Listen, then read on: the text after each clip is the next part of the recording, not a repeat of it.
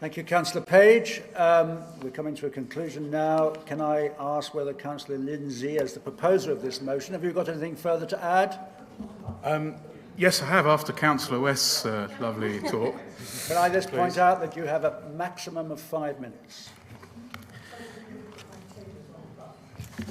Thank you, Chair. Yes, I'm very pleased that Councillor West is avidly reading the Green Party manifesto, and I'd urge all the members opposite to have a good read, and you might actually get some good ideas there.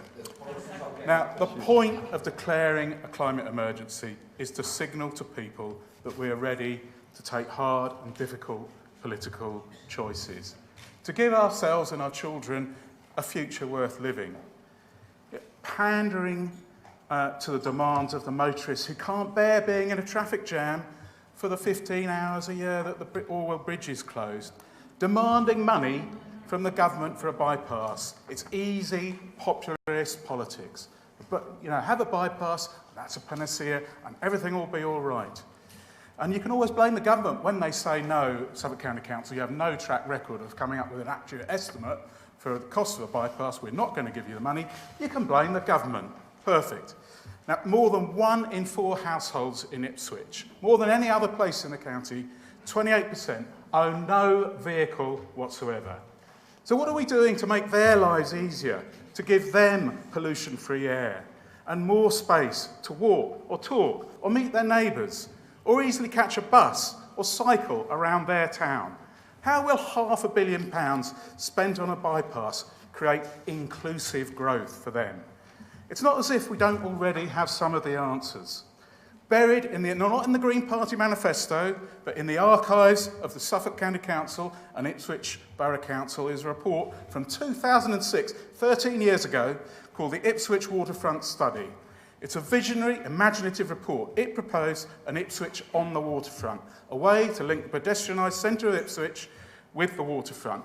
It proposes a way to tackle the pollution and traffic on the Star Lane, Key Street, one-way gyratory system. That area was declared an ACMA, that means it was illegal levels of toxic pollutants on those roads in 2006, and it's still illegal, it still breaches legal levels. The report recommended that gyratory be reduced gradually over 2 to 5 years to 1 lane. So instead of 2 lanes, you've got 1 lane, and the extra space be given over to pedestrians and cyclists, a wider pavement and a cycle lane. And this would, they say, not me, they say this would ultimately reduce road capacity by 1/5. And they said, we note that in all the schemes we have dealt with traffic rapidly adapts to the new arrangements.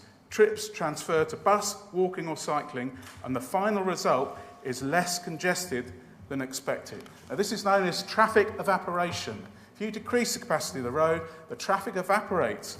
It doesn't go somewhere else. On the whole, people change their behaviour. So just as building a new road induces new traffic, increasing the space on the road for walkers and cyclists and reducing it for cars will not lead to more congestion. It will encourage car drivers to take to their feet or the bus or cycle. It's been proven over and over again from Copenhagen to Edinburgh. In fact, in Edinburgh, when they closed the streets nearest 9 primary schools to motorised vehicles during drop-off and pick-up time, yes, 1/3 of the traffic was displaced to other roads, but the other 2/3 of car trips stopped altogether. Now, at the last council meeting, I listened with interest to Councillor Hick's list of new priorities. He's got a new priority of tackling climate change to add to his other priority of inclusive growth. But his peer review told him he needed to come up with a definition of inclusive growth. Now, here's a suggestion. Inclusive growth is growth in quality of life for everyone, from richest to poorest. It is growth in walking and cycling and public transport. It is growth in local Suffolk economies, in independent businesses that give back to the local economy and local community. It is not growth in car-dependent, private market housing by giant corporate house builders on green fields. It is not growth in road capacity. Inclusive growth is not growth in car dependency, because you're excluding people who can't afford or are unable to drive. Now, Councillor Hicks had the courage to stop the Orwell Crossing project, even after 8.3 million was spent on consultants for that. and it was the right decision. We need to take the right decision now. Let Councillor Hicks's environmental priority work together with the inclusive growth priority and start spending on traffic reduction, not expansion.